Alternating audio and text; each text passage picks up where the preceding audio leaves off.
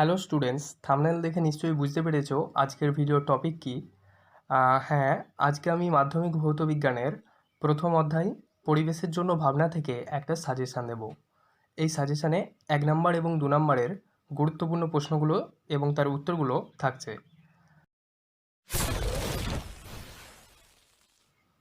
একেবারে প্রথমের প্রশ্নটা দেখো, প্রধান গ্রিনহাউস গ্যাস কোনটি? অর্থাৎ আমাদের পৃথিবীতে এই যে বিশ্ব উষ্ণায়ন ঘটছে তাতে কোন গ্যাস সবথেকে বেশি উষ্ণতা সৃষ্টি করছে? এটার অ্যান্সার হবে কার্বন ডাইঅক্সাইড বা CO2 হচ্ছে প্রধান গ্রিনহাউস গ্যাস। নেক্সট, ক্ষুব্ধমণ্ডল নামে কোনটা পরিচিত? তো ক্ষুব্ধমণ্ডল বলা হয় টপোস্ফিয়ারকে। এবার কেন বলা হয় সেটাও একটু জেনে নাও। আমরা জানি বায়ুমণ্ডলের যে 6টা স্তর, troposphere, stratosphere, mesosphere, thermosphere, exosphere এবং ম্যাগনেটোস্ফিয়ার। এই 6টা স্তরের মধ্যে কেবলমাত্র টপোস্ফিয়ারেই ঝড় বৃষ্টি, ঘূর্ণিঝড়, বিভিন্ন দুর্যোগের সৃষ্টি হয়, তাই একে বলা হচ্ছে ক্ষুব্ধমণ্ডল, অর্থাৎ সে একটু রেগে আছে এরকম। এরপর 3, কোনটি গ্রিনহাউস গ্যাস নয়? ইম্পর্টেন্ট কোশ্চেন, মনে রাখবে। নাইট্রোজেন বা অক্সিজেন কোনো গ্রিনহাউস গ্যাস নয়। এরপর 4, ট্রপোস্ফিয়ারের প্রধান গ্যাসীয় উপাদান কোনটি? অর্থাৎ টপোস্ফিয়ারে কোন গ্যাস সব থেকে বেশি পরিমাণে থাকে? এটা হচ্ছে নাইট্রোজেন, প্রায় 78% থাকে। আর তারপর কে আছে? তারপর আছে অক্সিজেন, যেটা প্রায় 21% থাকে। নেক্সট, ওজোন স্তর বায়ুমণ্ডলের কোথায় অবস্থিত? তো ওজোন স্তর স্ট্র্যাটোস্ফিয়ারের মাঝখানের দিকে অবস্থান করছে। এরপর হচ্ছে 6, বায়োফুয়েলের মূল উপাদান কি? তো বায়োফুয়েলের মূল উপাদান হচ্ছে ইথাইল অ্যালকোহল বা ইথানল, C2H5OH। এরপর 7টা, কোনটি জীবাশ্ম জ্বালানি নয়? অর্থাৎ এমন একটা জ্বালানির উদাহরণ দিতে হবে যেটা জ্বালানি হিসাবে ব্যবহৃত হয় কিন্তু জীবাশ্ম জ্বালানি নয়। অনেক উত্তর হতে পারে, আমি দুটো বলে দিচ্ছি, কাঠ আর শুকনো পাতা। এগুলো জ্বালানি হিসাবে আমরা ব্যবহার করি এখনও, কিন্তু এগুলো জীবাশ্ম জ্বালানি নয়। তাহলে জীবাশ্ম জ্বালানি যদি উদাহরণ দিতে বলে কী বলবে? পেট্রোল, ডিজেল, কয়লা, এগুলো হচ্ছে জীবাশ্ম জ্বালানির উদাহরণ। এরপর 8, কোনটির তাপন মূল্য সব থেকে বেশি? তো আমরা যদি টোটাল সব রকম জ্বালানি ধরি, তার মধ্যে তরল হাইড্রোজেনের তাপন মূল্য সব থেকে বেশি, 150 কিলোজুল পার গ্রাম। কিন্তু যদি অপশন দেওয়া থাকে পরীক্ষায় যে বায়োগ্যাস, কয়লা, ডিজেল, পেট্রোল, এই 4টের মধ্যে কোনটার তাপন মূল্য সব থেকে বেশি, সেক্ষেত্রে কিন্তু উত্তর পেট্রোল হবে। এরপর 9, বায়োগ্যাসের মূল উপাদান কি? তো বায়োগ্যাসের মূল উপাদান হচ্ছে মিথেন বা CH4। তারপর গ্রিনহাউস গ্যাস হিসাবে পৃথিবীর উষ্ণতা বৃদ্ধির জন্য নিচের কোন গ্যাসটির অবদান সব থেকে বেশি? অর্থাৎ পৃথিবীর টেম্পারেচারটা বাড়ানোর জন্যে কোনো গ্যাসকে আমাদের যদি মেডেল দিতেই হয়, তাহলে গোল্ড মেডেল পাবে কার্বন ডাইঅক্সাইড, কারণ সেই পৃথিবীর উষ্ণতা বৃদ্ধির জন্য সব থেকে বেশি দায়ী, এবং এটা আমি ভিডিওর ফার্স্টেই বলেছি। যাই হোক, লাস্ট MCQটা দেখো, কোন গ্যাসটি ভূপৃষ্ঠ থেকে বিকিরিত দীর্ঘ তরঙ্গ বিশিষ্ট অবলোহিত রশ্মি শোষণ করে? অর্থাৎ পৃথিবী থেকে বিকিরিত ইনফ্রারেড রশ্মি কোন গ্যাস শোষণ করে? তো যে কোনো গ্রিনহাউস গ্যাসের নাম লিখে দিবে, CFC হোক বা CO2 হোক বা CH4 হোক, সব গ্রিনহাউস গ্যাসই ইনফ্রারেড রশ্মি অর্থাৎ অবলোহিত রশ্মি শোষণ করে। এরপর আমরা 2 দাগের প্রশ্নগুলো নিয়ে আলোচনা করব। 2 দাগে বলেছে মেথানোজেনিক ব্যাকটেরিয়া কোন গ্যাস উৎপন্ন করে? তো মেথানোজেনিক শব্দটাকে আমরা যদি ব্যাসবাক্য করি কি হবে? মিথেন উৎপন্ন করে যে, তাহলে মেথানোজেনিক ব্যাকটেরিয়া কোন গ্যাস তৈরি করে? Methane gas. নেক্সট, মিথেন হাইড্রেটের সংকেত কি? এটা মনে রাখা একটু জটিল, কিন্তু পরীক্ষায় বাই চান্স চলেও আসতে পারে, তাই এটা মনে রাখবে। মিথেন হাইড্রেটের সংকেত হলো 4CH423H2O, 4CH423H2O। নেক্সট, বায়োফুয়েলের একটি ব্যবহার লেখো। তো বায়োফুয়েল যানবাহনে জ্বালানি হিসাবে ব্যবহৃত হয় এবং বিভিন্ন স্থানে পেট্রোল ডিজেলের সাথে অল্প পরিমাণে বায়োফুয়েল মিশিয়ে গাড়ি চালানো হয়। এরপর 4, সিএফসি থেকে উৎপন্ন কোন পরমাণু ওজোন স্তর ধ্বংসের জন্য দায়ী?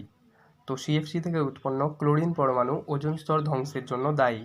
এবং আরেকটা কথা জানিয়ে রাখি, একটা ক্লোরিন পরমাণু একাই 10,000 ওজোন অণুকে ভেঙে দিতে পারে, তার ক্ষমতা আছে, সে একাই 10,000-এর সমান। এবার 5, স্প্রে বোতলে থাকা কোন গ্যাস ওজোন স্তর ধ্বংসের জন্য দায়ী? তো স্প্রে বোতলে থাকা ক্লোরোফ্লোরোকার্বন বা সিএফসি গ্যাস ওজোন স্তর ধ্বংসের জন্য দায়ী। তাই তোমাদের কাছে রিকোয়েস্ট রইল, বিয়ে বাড়ি বা কোনো অনুষ্ঠান বাড়ি ছাড়া অপ্রয়োজনে স্কুলে যাওয়ার সময় বা রাস্তায় যেতে যেতে বেকার বডি স্প্রে ইউজ করবে না। এতে সিএফসির মাত্রাটা বাড়বে এবং ওজোন লেয়ারটা ড্যামেজ হবে। নেক্সট, কোন রশ্মি গ্রিনহাউস এফেক্টের জন্য দায়ী? তো আমরা সবাই জানি ইনফ্রারেড রশ্মি বা অবলোহিত বিকিরণ গ্রিনহাউস এফেক্টের জন্য দায়ী। এরপর 7 দাগেরটা দেখো, একটি জৈব গ্রিনহাউস গ্যাসের নাম লিখতে বলেছে। তো একটা জৈব গ্রিনহাউস গ্যাস হচ্ছে মিথেন। নেক্সট, বায়োগ্যাসের একটি ব্যবহার লেখো। তো বর্তমান যুগে বায়োগ্যাসকে নানা কাজে ব্যবহার করা হচ্ছে, তার মধ্যে আমি একটা ব্যবহার বলছি। বায়োগ্যাসকে রান্নার জ্বালানি হিসাবে ব্যবহার করা হয়। এরপর 9, বায়োগ্যাস প্ল্যান্টে যেসব ব্যাকটেরিয়া বায়োমাসকে মিথেন গ্যাসে বিয়োজিত করে তাদেরকে কি বলে? আগেই বলেছি, যে সমস্ত ব্যাকটেরিয়া বায়োমাসকে মিথেন গ্যাসে বিয়োজিত করে তাদেরকে মেথানোজেনিক ব্যাকটেরিয়া বলে। কি বলে? মেথানোজেনিক ব্যাকটেরিয়া বলে। নেক্সট, সুপারসোনিক প্লেন থেকে নির্গত কোন গ্যাস ওজোন স্তর ধ্বংসের জন্য দায়ী? তো সুপারসোনিক প্লেন থেকে যে নাইট্রোজেন অক্সাইডস নির্গত হয় সেটা ওজোন স্তর ধ্বংসের জন্য দায়ী। কী গ্যাস? Nitrogen oxides. আর নেক্সট, কাঠকয়লা, পেট্রোল আর ইথানলের মধ্যে কোনটা জীবাশ্ম জ্বালানি? অবশ্যই পেট্রোল জীবাশ্ম জ্বালানি। 12টা দেখো, তাপন মূল্যের একক চেয়েছে।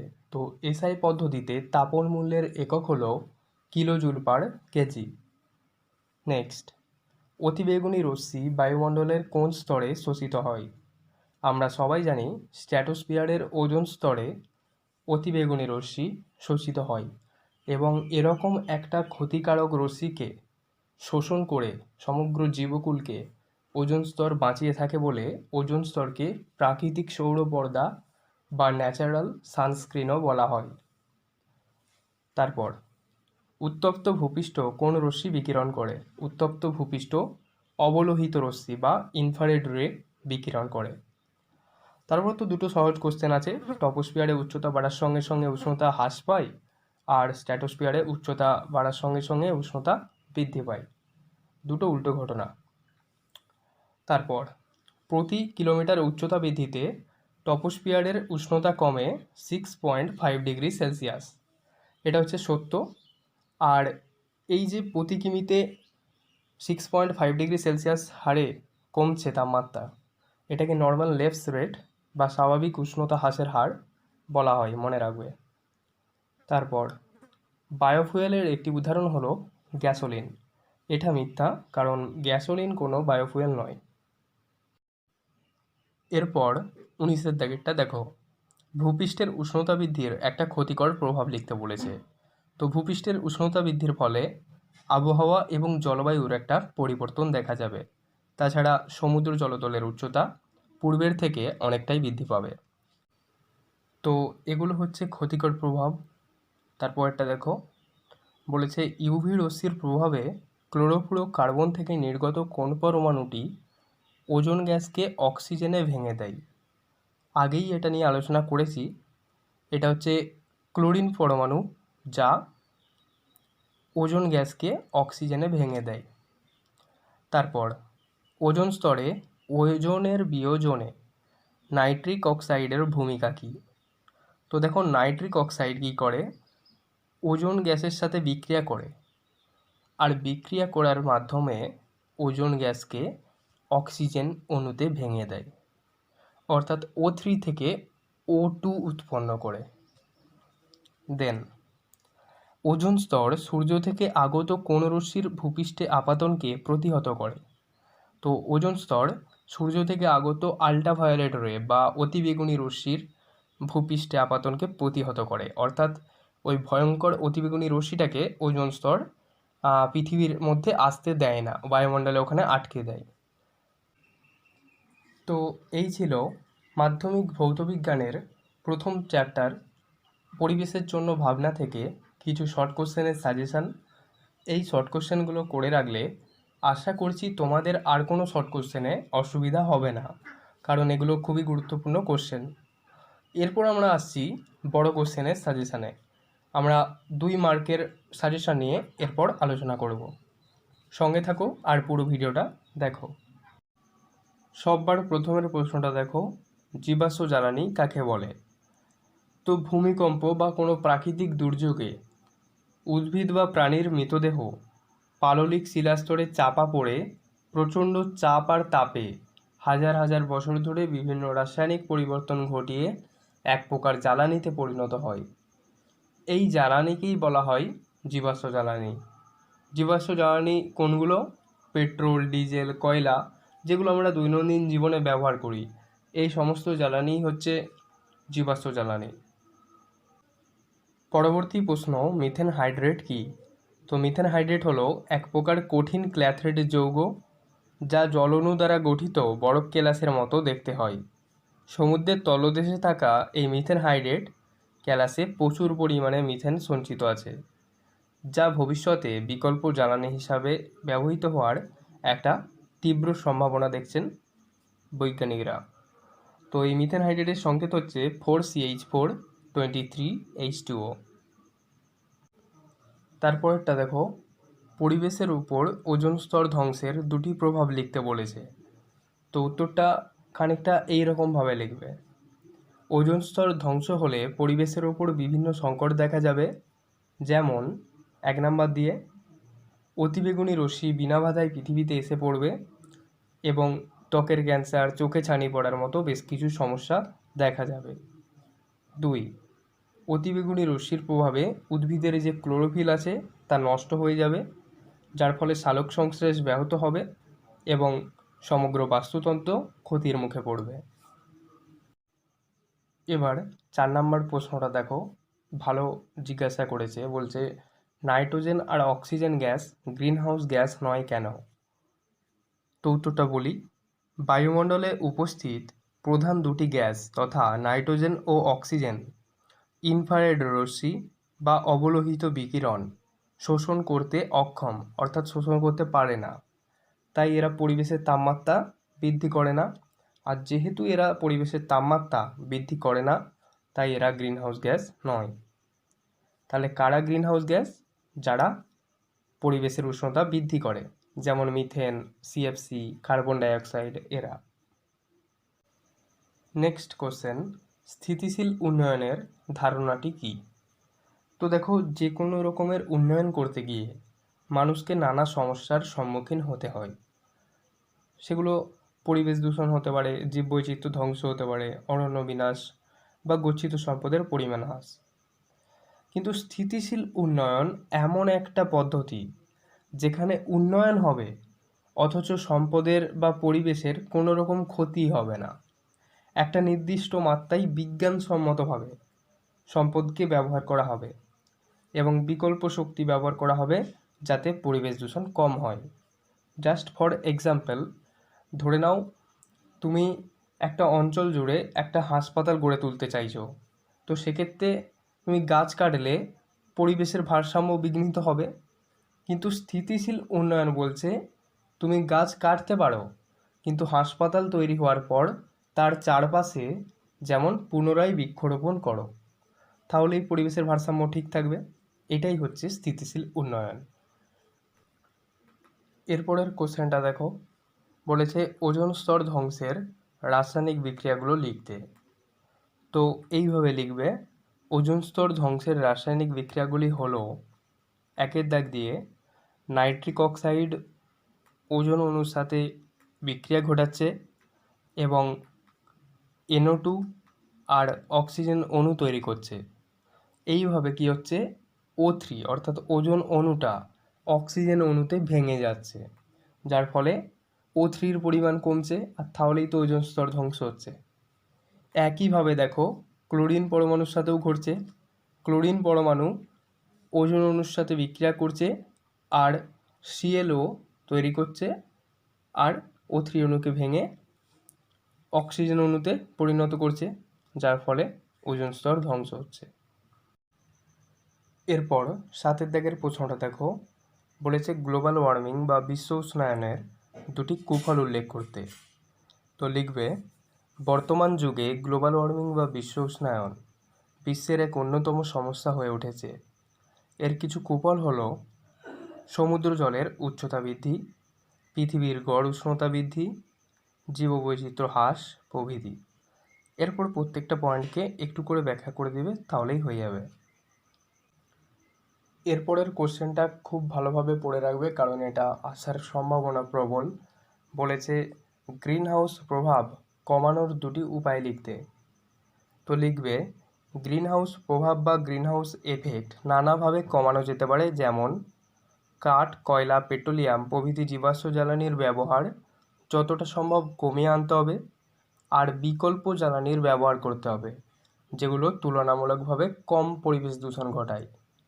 তাছাড়া প্রচুর পরিমাণে বৃক্ষরোপণ করতে হবে, গাছ লাগানোর কোনো বিকল্প নেই।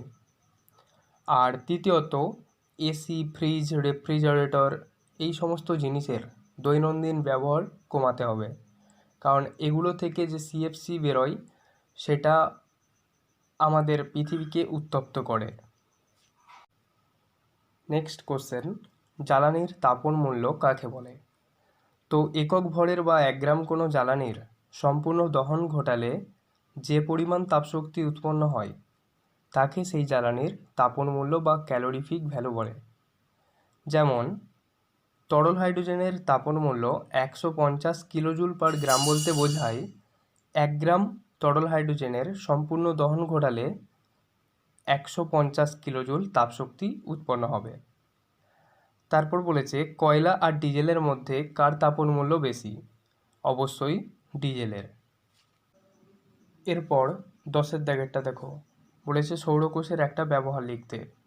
তো সৌরকোষ সূর্যের আলোক শক্তিকে তড়িৎ শক্তিতে রূপান্তরিত করে, আর এই তড়িৎ শক্তি দিয়ে আমরা পাখা, আলো, টিভি ইত্যাদি যন্ত্রাংশ চালাতে পারি। তারপর বলেছে কাকে ফায়ার আইস বা তুষার জ্বালানি বলে? মিথেন হাইড্রেটকে ফায়ার আইস বা তুষার জ্বালানি বলে। তারপর দেখো, বলেছে গ্রিন হাউস এফেক্টের জন্য দায়ী নয় এমন দুটো গ্যাসের নাম লিখতে। তো গ্রিন হাউস এফেক্টের জন্য দায়ী নয় এমন দুটো গ্যাস হচ্ছে নাইট্রোজেন আর অক্সিজেন। এরপর আসছি আজকের ভিডিওর সবথেকে শেষের প্রশ্নতে, গ্লোবাল ওয়ার্মিং বা বিশ্ব উষ্ণায়ন কী? তো যদি খুব সহজভাবে বলতে হয় তাহলে বলবে, বর্তমানে নানান মনুষ্যসৃষ্ট ক্রিয়াকলাপের ফলে বায়ুমণ্ডলে গ্রিনহাউস গ্যাসের পরিমাণ বেড়েই চলেছে। এই সমস্ত গ্রিনহাউস গ্যাসগুলি পার্থিব বিকিরণের কিছু অংশকে শোষণ করে নেয়, যার ফলে পৃথিবীর গড় উষ্ণতা দিনের পর দিন বেড়ে চলেছে। আর এই উষ্ণতা বৃদ্ধির ঘটনাকেই গ্লোবাল ওয়ার্মিং বা বিশ্ব উষ্ণায়ন বলে। সাথে সাথেই বিশ্ব উষ্ণায়নের কারণ এবং প্রভাব দেখে রাখবে। তো এই ছিল আজকের সাজেশান। আশা করি ভালো লেগেছে প্রশ্ন উত্তরগুলো। মোটামুটি এই প্রশ্ন উত্তরগুলো করে রাখবে আর প্র্যাকটিস করবে, কারণ আমি আশা রাখছি এই প্রশ্ন উত্তরগুলো করলে কোনো প্রশ্ন প্রথম চ্যাপ্টার থেকে আটকানোর কথা নয়। কোনো বুঝতে অসুবিধা থাকলে অবশ্যই কমেন্ট করে জানাবে, ভালো লাগলে লাইক দিবে এবং বন্ধুদের সাথে ভিডিওটা শেয়ার করবে। আজকের মতো বিদায় নিচ্ছি, বাই।